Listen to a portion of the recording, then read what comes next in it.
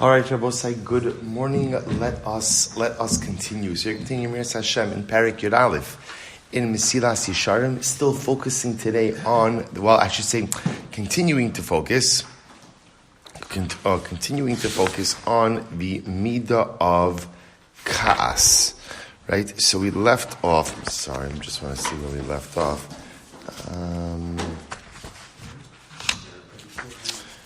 Right, Kol Eila Toldos Hagaiva. Right, good. So I'll say good. So the truth is, actually we're beginning Kas, excuse me, I'm sorry. So today we're finished, so the Ramchal says, Kol Eila Toldos Hagaiva, HaMeshiva Chachamim Achar V'daita Misakeles. So up until now we've been speaking extensively about the offshoots, and we'll call it the Midah offshoots of Gaiva, and how we've seen again how Gaiva manifests itself, arrogance manifests itself in so many different and dramatic ways. The power of Gaiva is Hameshiba Chachamim Achar V'daita Misakeles. What does Gaiva do? What does Gaiva do? What does arrogance do? It turns your das, it turns your intellect upside down, and ultimately twists your sense of understanding. Listen, we know this. This is what we saw. The Ramchal pointed out that when a person is a Baal Gaiva, they don't think straight. They don't think straight because everything becomes about my covet. Everything becomes about me, and all I see is the world through the lens of what suits or what benefits me. Mesir Alev Rashi HaChachma V'Afki Talmidim Shlo Shimshu Kol Tzarkam Shekimat Shenifchugu Eineim Kvar HaChachma Shavim B'Lahem B'Libam. And I will say, of course, the problem of Gaiva, as Ramchal wrote in, as we learned in yesterday, is that even if someone is incredibly wise, the Midah of Gaiva could fundamentally undermine that wisdom. And not only that, what's the other problem of Gaiva? Is that someone who's not wise, someone who clearly lacks life experience and is totally unwise, thinks that what? They're wise. And I will say, sometimes thinking that you're wise and thinking that you have the answers and thinking that you know is the most dangerous thing in the world. Because as Ramchal wrote yesterday, he wrote a while ago, but as we learned yesterday, that when a person thinks that they know everything, they're closed off to Musar, they're closed off to feedback, they're closed off to critique, they're closed off to seeing different perspectives and understanding things in a different way, and that becomes a death sentence for dynamic life growth. The Ramchal goes on. V'yakulam ne'emar, Tovas Hashem kol geva leiv, umikulam tzarch sheina kerotzim midas hanakiyas. And about Gaiva itself, Shalom Aleich writes, Tovas Hashem, it is an abomination to HaKadosh Baruch Hu, anyone who is a Baal Gaiva. And I both say, remember, the word to'eva, abomination, is a pretty strong word that's used in a few select areas in the Torah to describe things that are pretty bad. The fact that Shlomo Melech uses that same word to describe an abomination, to describe Gaiva, is so incredibly profound and tells you the depravity of this particular midah that Ramchal says, and therefore we understand why a person has to be menake, a person has to cleanse himself. Remember, the whole point of this parak of Nikios is what? Is to show me, is to highlight the understanding that there are certain things that are negative traits. But then what does Ramchal say? What does Ramchal do? He shows us how many tentacles these negative traits have, and now I understand, wow, like I need to get to work cleaning myself. I need to get to work making sure that there's no vestige of these negative traits residing inside of me. And Ramchal continues, V'yeda v'yavin, ki en hagaiva ela ivarin mamish, asher ein seichel la'adam roach chesronoso, makir berisuso. Furthermore, again, what's Gaiva? Rabbi? Say Gaiva is a form of life blindness. When a person is a Baal Gaiva, they're blind. What are they blind to? Person doesn't see his own deficiencies or own shortcomings. And if I can't see what's broken inside of me, and all of us have stuff that's broken inside of us, but if I can't see it, I certainly what? Can't fix it. I can't correct it. Because if I was really able to see myself for who I am, really able to see my shortcomings and my deficiencies, here says something so beautiful. We're good people. We're good people. And therefore, again, if I see something that's not good or I see something that's broken, I want to fix it. But in order to fix it, my eyes have to be open to see what I need to fix. Gaiva blinds me. Gaiva prevents me from seeing what's broken inside of me. And if I can't see it, then ultimately I can't fix it. And if I can't fix it, you know how it works in life. Stuff that's broken doesn't just remain broken at the same level. It continues to erode and continues to get worse every moment that it's not actively fixed. So now ultimately we're actually going to talk about Gaiva more. There's more discussion about Gaiva when we actually get to the end of the Sefer and we get to the Midah of Anava, of humility. Because obviously, humility is the opposite of Gaiva. Asher mipnei koshi hagadol sheyesh b'hasagasa husma b'divrei Pinchas min ha'achronos. We'll say, Ramchal here makes an amazing observation. You would think that in Mesillas Yesharim, when would there be a discussion of Anava? Right? When would there be a discussion of humility? Right? Or again, right after Gaiva. In other words, put them together. Before Gaiva, after Gaiva. If you'll notice, by the way, Anava is all the way at the end of the Sefer. Why? Because remember again, Mesillas Yesharim is set up as a progression. We go from A to B to C, and it's a very specific building order. Humility is one of the hardest midos to acquire. One of the hardest things, and therefore, it can only be acquired after a person goes through all of these prior steps. So that's why, again, Anava is not coming for a while. Because to feel a real sense of humility, which by definition requires what? By definition requires me to rid myself of Gaiva, it's an avoda. It's a lot of work. It's a lot of work.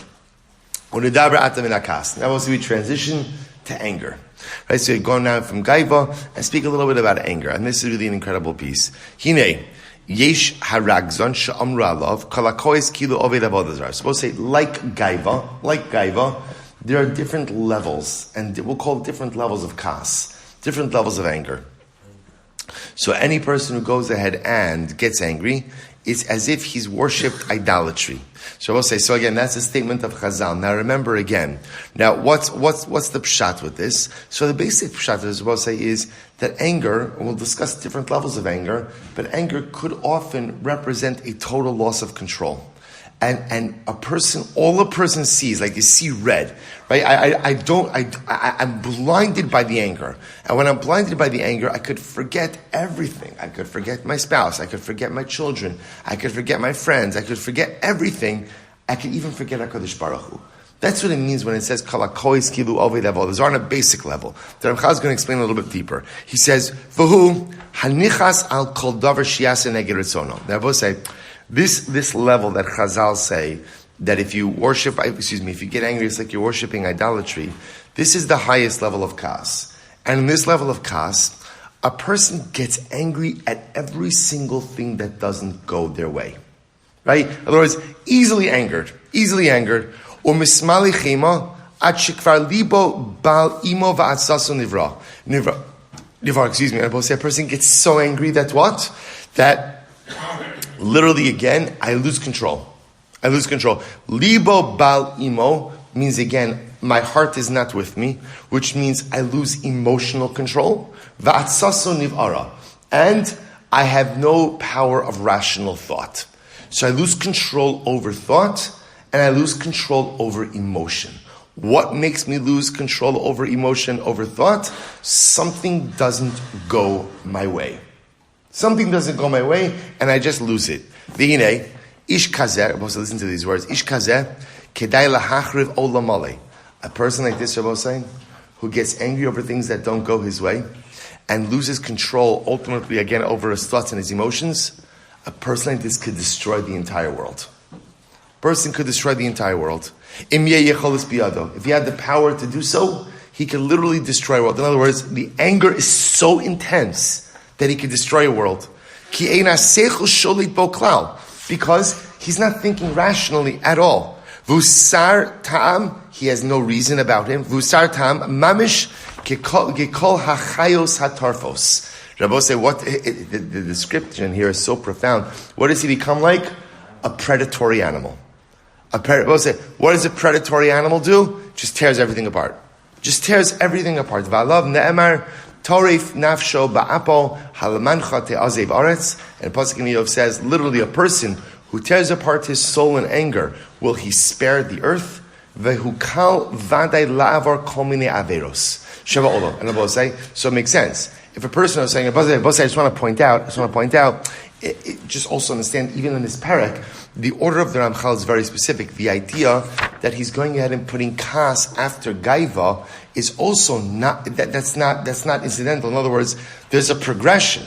Much of kas is rooted in gaiva. In other words, why does a person get angry when something doesn't go their way? Why am I getting angry when something doesn't go their way? That's gaiva. That's gaiva. Because I think everything should go my way. I think people should do what I tell them to do. And I think that the world should unfold the way I want it to unfold. That's gaiva. That's gaiva. So we'll say, so unchecked gaiva leads to unchecked kas. And this first, remember, he's describing the most intense level of kas. Most intense level of kas is, I get angry over anything, and when I do, oh boy, right? When I do, I lose control over everything. There's no control over my intellect. There's no control over my emotions. A person like this could destroy worlds. Could literally destroy worlds. And because, ultimately, again, and I will say, because I've lost control over my intellect, and because I've lost control over my emotions, so therefore, again, the commission of Averos becomes something very easy. Because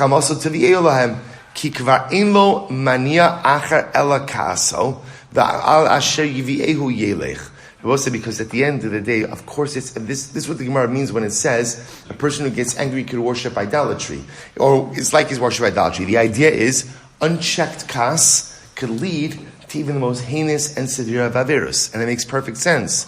Because if I have no intellect to rein me in, because intellect is out the window, if I have no emotions to rein me in, because emotions are out the window, then by definition, anything becomes possible. This is the meaning. So Chazal don't literally mean that if you get the act of getting angry, ultimately again is tantamount to worshiping idolatry. Rather, again, what Chazal are saying is when a person reaches that level of intense anger to the point that they lose control over their emotions, lose control over their intellect, any avera becomes possible, even the most heinous spiritual crime of idolatry. We'll stop over here for today. And like Gaiva, Ramchal is going to go through each step, ultimately again, of Kas. And again, we started from the most intense, and Mesillas Yesharim will work our way down. We'll say Shkoyach.